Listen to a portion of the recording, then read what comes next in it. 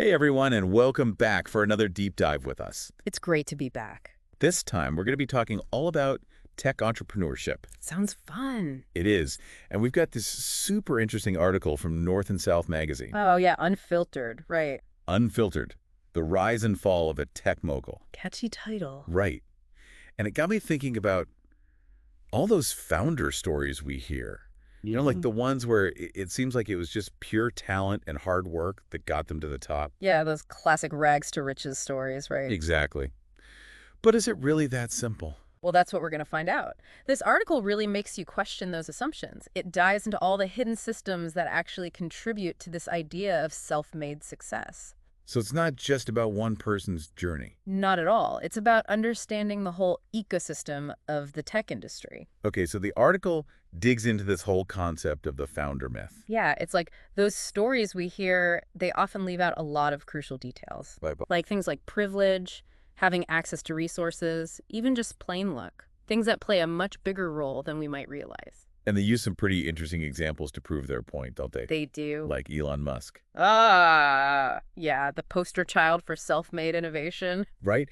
But they bring up this anecdote about how Musk had a whole stack of business books in his bedroom when he was a teenager, I remember that. with a Richard Branson biography right on top. It kind of changes your perspective a little bit, doesn't it? It really does. Makes you think maybe he wasn't just some random kid who stumbled into success. Like he was intentionally studying the blueprint. Exactly. Maybe even trying to emulate that whole founder myth. Interesting. And the article goes even deeper, looking at how tech entrepreneurs actually benefit from the system. Give us an example. Well, take Sam Altman, the founder of OpenAI. Another one who's often portrayed as a self-made success. Totally. But what we don't always hear about is his connection to Y Combinator. Remind me what that is again. It's this hugely influential startup accelerator, helped launch some of the biggest names in tech. Oh, right. Yeah. So just having that connection gave Altman access to, well, a network most people could only dream of. Investors, mentors, resources, the whole package. And even though his first startup flopped, I bet that experience gave him some valuable lessons. Oh, absolutely. And connections, too. It's like, it's not just about succeeding. It's about failing strategically, if you know what I mean. Failing strategically. Yeah, like failing within the system in a way that actually helps you in the long run. I get it. And then you have Elon Musk, who we were talking about earlier. Mr. SpaceX and Tesla. Exactly. And his story is always painted as one of pure brilliance and never giving up. But we forget about the acquisition of PayPal. True. That's what gave him the financial security to take those bigger risks, right? Right, to go after those riskier ventures like SpaceX and Tesla. And let's not forget all the government funding and contracts those companies got early on. Oh, yeah, tons of it. Without that support, who knows what would have happened? They might not have even gotten off the ground. Exactly. So this article is really forcing us to think about how all these hidden advantages contribute to these success stories we hear. It really is. And speaking of stories, they also delve into a really fascinating but also tragic case study. Oh, yeah, the story of Jake Millar, right. Right. It really highlights just how complex this whole founder myth can be. So tell us a bit about him. Well, he was a young entrepreneur, tragically passed away before he could reach the same level of success as, say, Altman or Musk. That's so sad. It is. But he was clearly on his way up, very much driven by the same founder myth we've been talking about. So how did he try to make it? Well, he built his career by interviewing influential people. Smart strategy. Right. It's like he was creating his own network in the process, almost trying to hack the system, you could say. And he was good at it? He was. The article mentions that he was very aware of the importance of having a good story, a compelling narrative. The importance of a good story. Totally. In fact, he even incorporated a personal tragedy into his story. His father's death in a plane crash. Wow. That's a really intense example of how personal experience can become part of this whole narrative of success. Right. It makes you think, where do you draw the line between genuine storytelling and using personal experiences strategically? It's a tough question. It is. And the article mentions that he actually met some really powerful people, including the prime minister, after his father passed away. So you can't help but wonder, did that tragedy, as awful as it was, actually open doors for him? It's hard to say for sure, But it does add another layer of complexity to this whole founder myth thing. It shows how even something as personal and painful as grief can become part of the equation. It's almost unsettling, isn't it? Yeah, it is. We get fed these clean, inspiring stories of success, but the reality is often much messier than that. For sure. Much more complicated. So the article's call for critical thinking seems really important here. It is. It's not about tearing down successful people. No, not at all. It's about understanding the full story, the context, all those systems that are at play behind the scenes.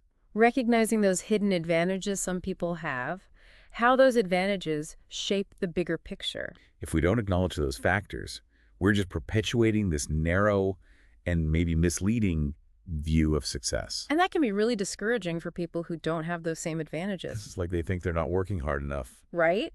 When in reality, they're just not playing on a level playing field. It makes me think, all those rags to riches stories we hear, are they really as straightforward as they seem? Or are we missing a big chunk of the story? That's a great question. And not just for tech entrepreneurs, anyone who's achieved significant success, really. It's about looking beyond the surface and understanding how all these different factors come together. And what about the flip side of this? We've talked about the people who benefit from the founder myth. But what about those who are excluded or disadvantaged by it? That's crucial to think about.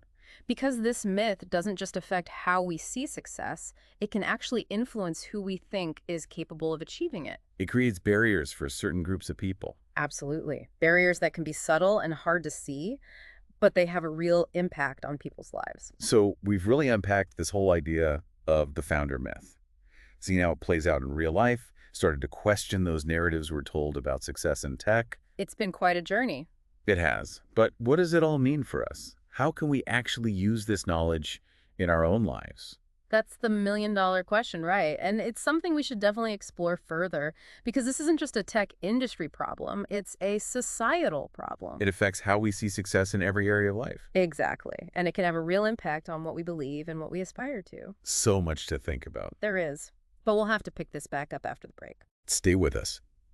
When we come back, we're going to go even deeper into the implications of this founder myth.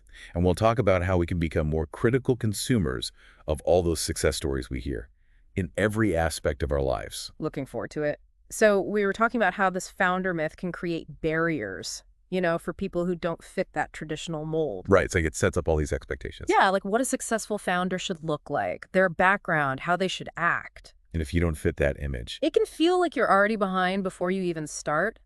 And the article, it really highlights how this impacts certain groups more than others. like who?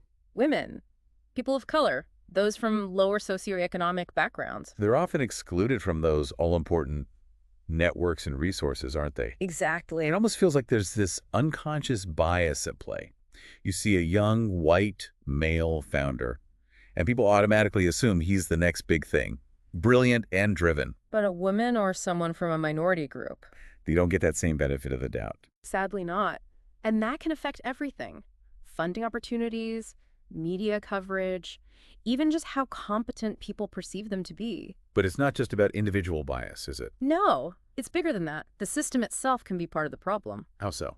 Well, take venture capital funding, for example. Okay. Studies have shown that VCs, they're more likely to invest in startups founded by people who are like them. Similar backgrounds, experiences? Exactly. It's like this pattern matching. Yeah. And it leaves out anyone who doesn't fit the mold. So the founder myth reinforces these existing power structures. It does. And then those power structures make it even harder for certain groups to break through. It's a vicious cycle, and one of the reasons why we still see such a lack of diversity in tech. So the article's call for critical thinking is more important than ever. Couldn't agree more.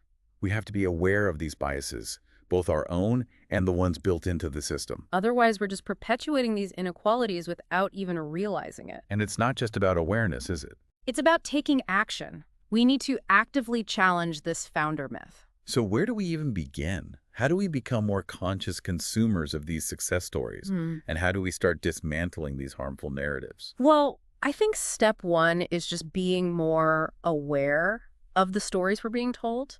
Who's being featured?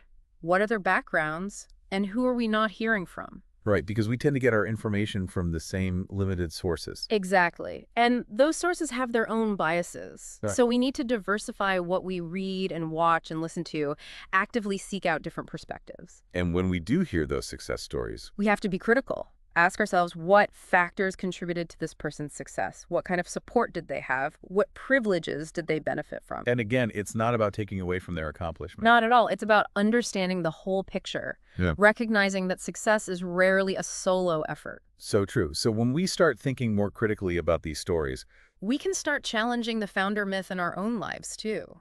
Ask ourselves, what are my privileges? How have they helped me? And how can I use my position to help others? that's a powerful point. We all have a role to play here in creating a more level playing field.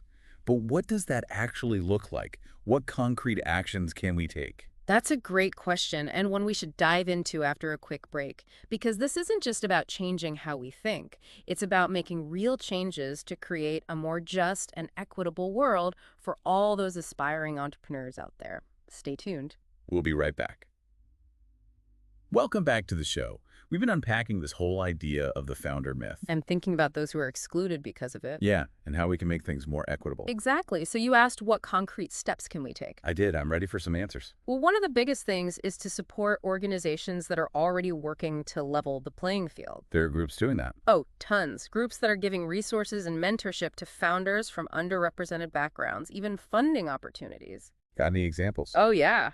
You've got Black Girls Code, Latinas in Tech, Lesbians Who Tech, all doing amazing work to bring more diversity into the tech world. I've heard of some of those. And then there's groups like All Raise that are specifically trying to get more women into leadership positions. That's awesome. It feels like there's a whole support network out there that I didn't even know about. There is, and it's not just about money either. I mean, donating helps, of course, but you can volunteer your time, mentor someone, even just spread the word about these organizations. So anyone can get involved. Exactly. Be an advocate. It all makes a difference. Another thing we can do is make sure the stories we hear aren't always the same old, same old. You mean like the typical founder myth narrative? Yeah. Seek out articles or podcasts that are featuring different voices and perspectives. From all corners of the tech industry. Right. Share those stories on social media. Talk about them with your friends. Help those voices get heard. I like that. So instead of those single heroic founder stories, We start showing the real picture, the collective effort, the community, all the different factors that contribute to success. this has been such an eye-opening conversation. I've enjoyed it. Really makes you think differently about the tech world and success in general. And that was the whole point of today's deep dive. This article we read, it really reminds us to be critical thinkers. We all play a part in shaping those narratives we hear, And we can push for a better future, a more inclusive one. where everyone has the opportunity to reach their full potential. Well said. So as we wrap things up here, let's leave our listeners with a challenge. I like it. Next time you come across a success story, don't just take it at face value. Dig a little deeper. Ask questions. Think about the context and use that knowledge to challenge those assumptions. Advocate for a tech world that's as diverse as the world we live in. Couldn't agree more. Well, that's all the time we have for today. Thanks for joining us on this deep dive. It's been a pleasure being here. And until next time, keep those questions coming, keep exploring, and keep striving for a better future.